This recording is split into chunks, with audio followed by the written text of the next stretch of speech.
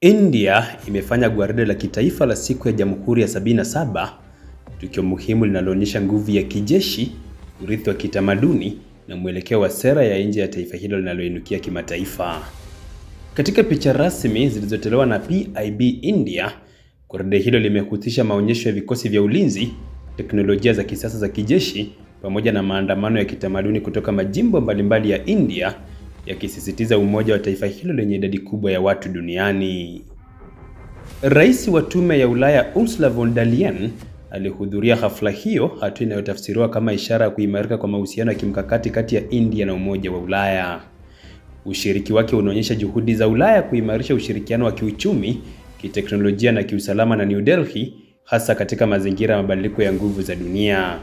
Rais wa China Xi Jinping alituma ujumbe wa pongezi kwa India, akielezea mataifa hayo mawili kama majirani wema, marafiki na washirika. Xi alitumia taswira ya joka na tembo wakicheza pamoja, kuashiria uwezekano wa ushirikiano kati ya mataifa hayo mawili makubwa ya Asia licha ya historia ya mvutano wa mipaka.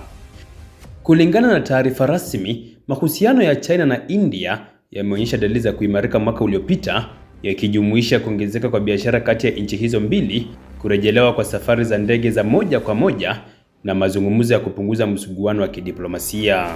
Kwa ujumla, siku ya Jamhuri ya 77 ya India haikuwa tu maadhimisho ya katiba, bali pia jukwaa la ujumbe wa kijiopolitiki. India ikijionyesha kama mhimili muhimu kati ya Mashariki na Magharibi, Ulaya ikitafuta washirika wapya na China ikionyesha nia ya udhabiti wa kikanda.